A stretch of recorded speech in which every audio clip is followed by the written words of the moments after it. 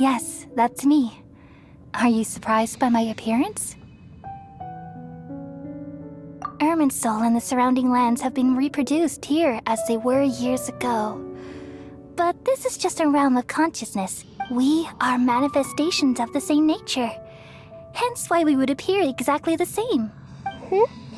We're of the same nature? Why?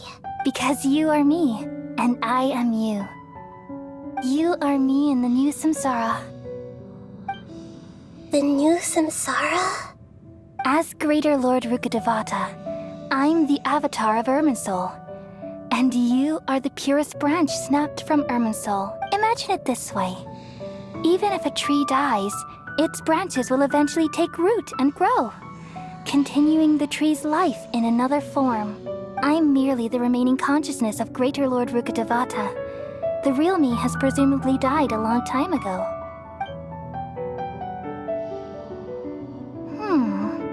Judging from your appearance, I've probably been dead for 500 years. But you're finally here. My new self in the samsara.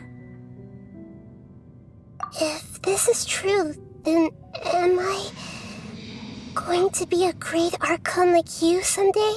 Though we share the same nature, our fates are bound to be different. All things have their own fate. When a branch grows into a mature tree, it won't be the same as the original tree. That's why fate is the ultimate knowledge, isn't it? That's a great insight. Yes, very good. It's also precisely why you won't become like me. Really? But perhaps you may become an even greater Archon than I. I already see a determination in you that I didn't possess in my time, and the future that it leads you to will be yours alone, along with the blessings from your past experiences. Don't worry. The growth of wisdom is like that of a plant. Come to think of it, the sages never had the faintest inkling of the meaning of wisdom. Thank you. Nothing makes me happier than discovering that the Archon I always admired was in fact myself in another fate. It's so nice to speak with you, Greater Lord Rukkhadevata. I've always wanted to meet you. The feeling is mutual. From the moment I snapped the branch off Irminsul and created you, I've also looked forward to talking with you. Could you tell me why you wanted to create me? And what exactly happened when you died? Ah, I see. You're here seeking answers, right? Everything that day, even the sky itself, changed into a color like this. At that time, the seven were all summoned to the nation of Conria. Except for me. I had a more important task to attend to. I had to protect Irminsul. The disaster occurred together with the pollution of forbidden knowledge. At that very moment, with my consciousness connected to Irminsul, I sensed something was wrong. The pain started to torment my mind. By the time I reached Irminsul, it was already displaying signs of corruption. Had I not repelled the pollution of forbidden knowledge with King Deshret thousands of years ago, I might have felt even more hopeless and lost. So what exactly is forbidden knowledge? It's a kind of knowledge that doesn't belong to this world, and a form of truth that can't be understood. It came from the very bottom of the abyss. Even I could never understand it. The world is constantly rejecting it, leading to all kinds of bad phenomena. If we allow forbidden knowledge to pollute Irminsul, I'm afraid the entirety of Teyvat could fall apart. So, there's knowledge that even the God of wisdom can't understand? At that time, I knew I couldn't repel the forbidden knowledge with my strength alone. Which is why I created a device that compiled human wisdom and named it the Akasha. It's truly the world's most amazing invention. Thank you. For a long time, I thought dreams were the fruit of human wisdom.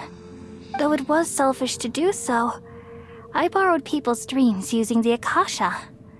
Then I compiled their wisdom and all of my own power. Well, did it work?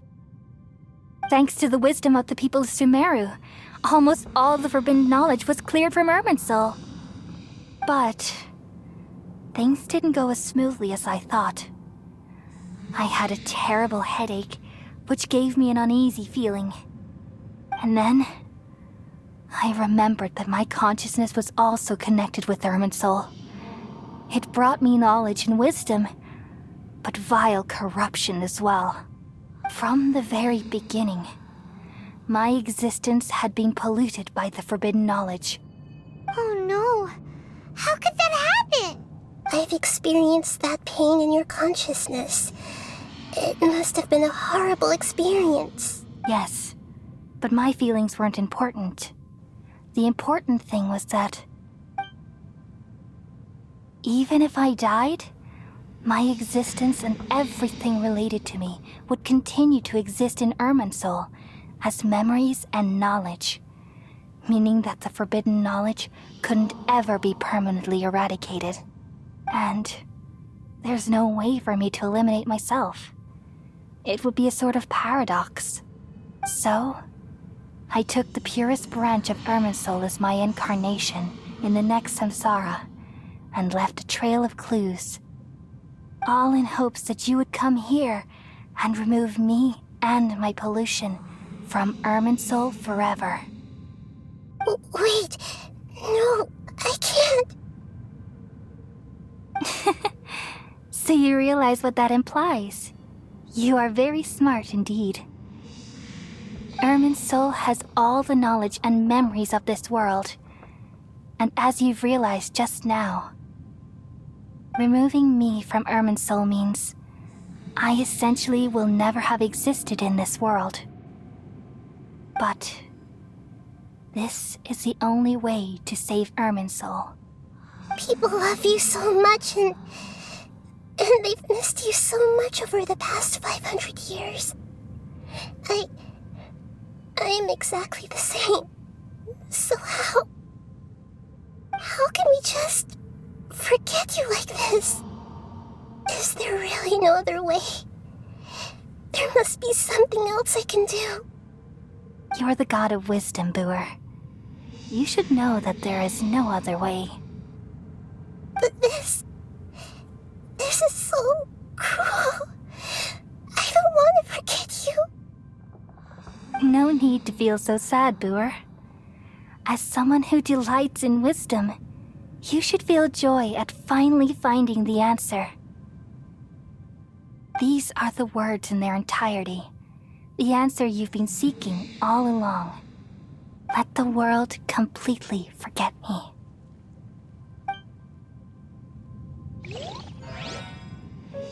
We all nestle under the great tree of wisdom, peering out to perceive the world.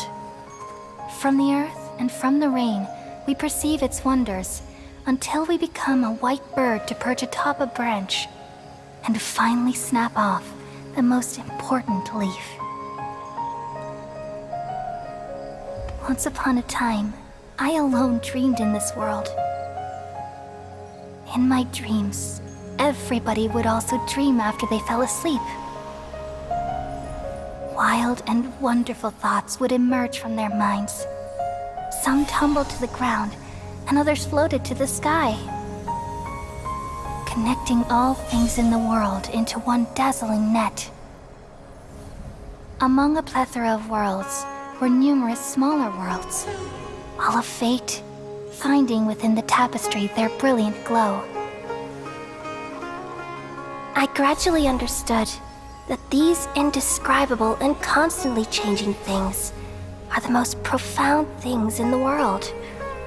Only they can completely repel the madness. Only dreams can awaken consciousness from the deepest darkness.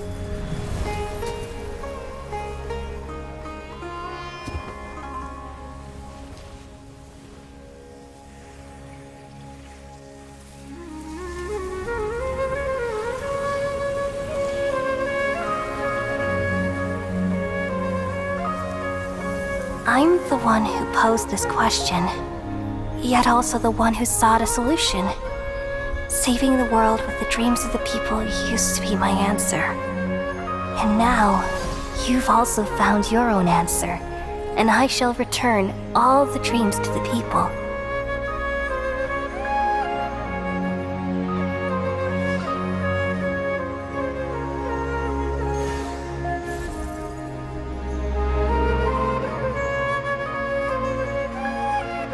Goodbye, people of Sumeru.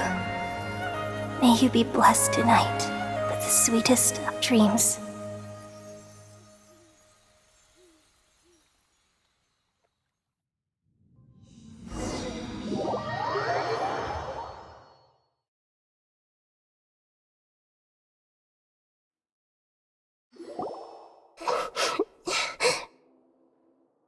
I'm alright. I'm just a little confused. We've just saved the world, right? So why am I crying? I don't know where this feeling inside of me is coming from. Just now, we used the power of two gnosis to successfully connect with the Ermin soul consciousness from 500 years ago. Then, we removed the remaining pollution from Merman soul. Yeah, what's wrong? Weren't you there just now?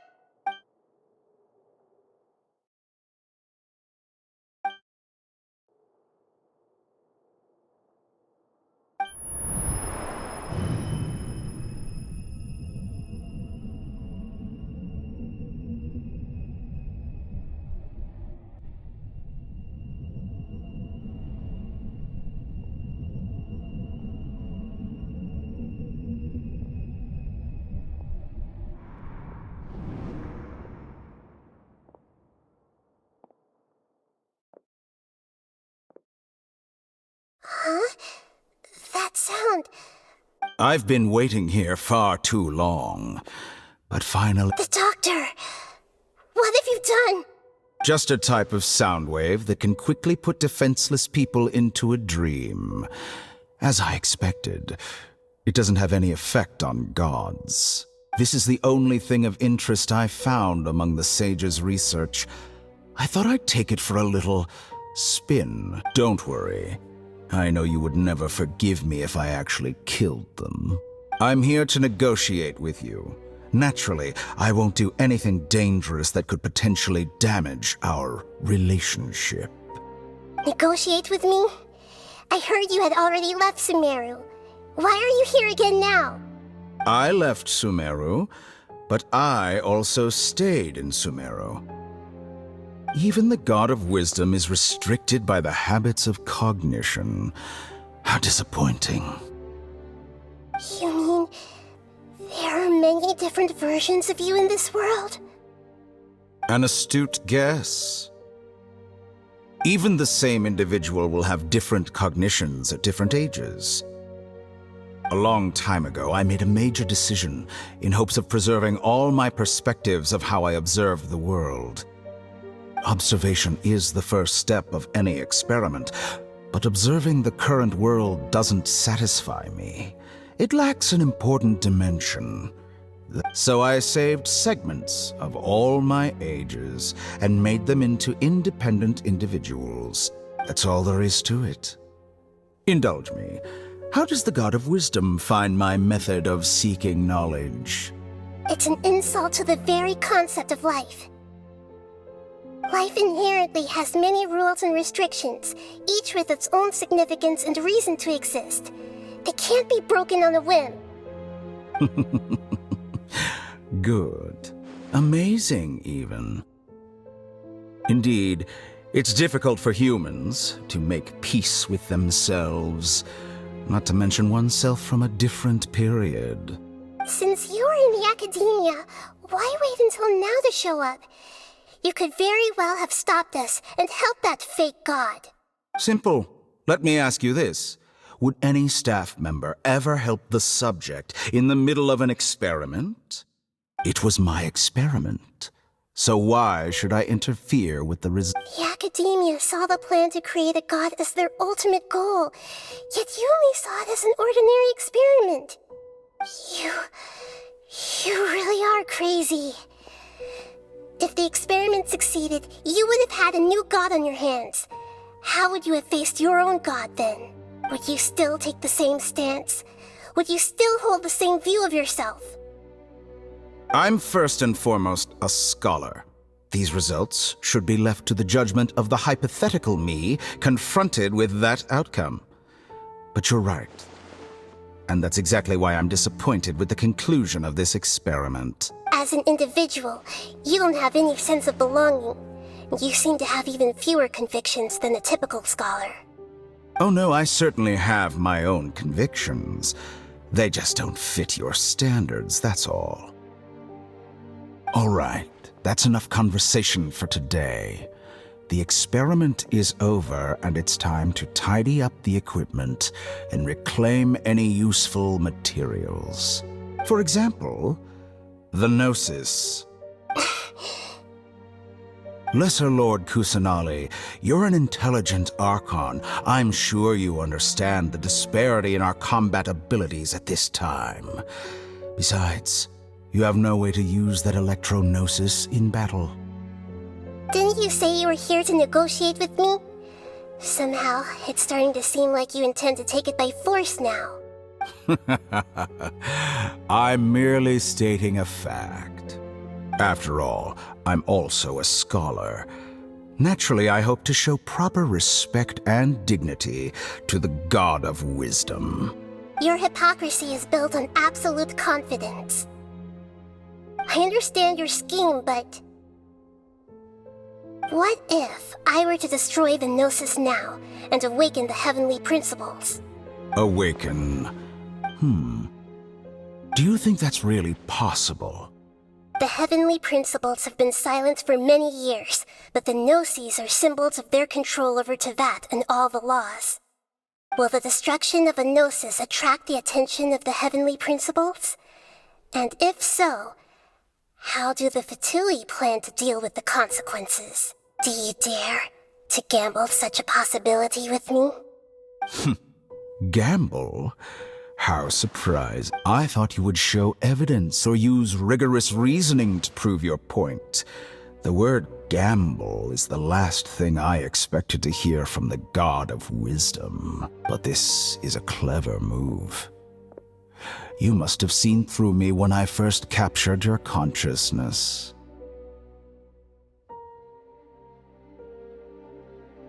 As a scholar, I respect all possibilities. This has always been my principle and is an essential trait as an experimenter.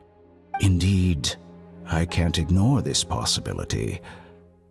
So tell me then, what are your conditions? This foreign Gnosis will only lead to disaster if it stays in Sumeru. But this Electro-Gnosis is the prize I obtained after defeating one of your fellow Harbingers. Now, as the one who initiated this cascade of events, shouldn't you pay the corresponding price? Price? Interesting. What price would you have me pay? How about erasing all your other segments? So this is how you wish to restrict me, the most threatening opponent of the Nation of Wisdom. What you request of me is like plucking out the eyes I have placed in the dimension of time. Segments are extraordinarily difficult to make. They require extremely rare resources and enormous amounts of time and effort, requiring me to destroy them all here and now. Bravo. A suitably wise decision on your part. Yes, how very interesting. Can I assume that you have long been wary of me? Among all the versions of me, this segment you see now is the most selfish. If it weren't me, your idea wouldn't have worked. What did you see when you were imprisoned? You were observing me, and that's how you know I've long grown tired of their doubts and endless arguments. Like you said, it's difficult to make peace with yourself. Being as smart as you are, have you managed to do that? I see. If you think all those versions of me are worth a gnosis, then deal. You sure didn't hesitate much. Is the relationship between all the versions of you really that bad? I don't think there's any need to dwell on that. The surplus versions of me can be exchanged for a gnosis. Do you think anyone can offer themselves at a higher price? Besides, with my abilities, it's only a matter of time until I find better perspectives. Perhaps it's best to say, you're just temporarily ahead. But what I'd like to know is, how can you be sure that I've really erased them? I can see your remaining honesty.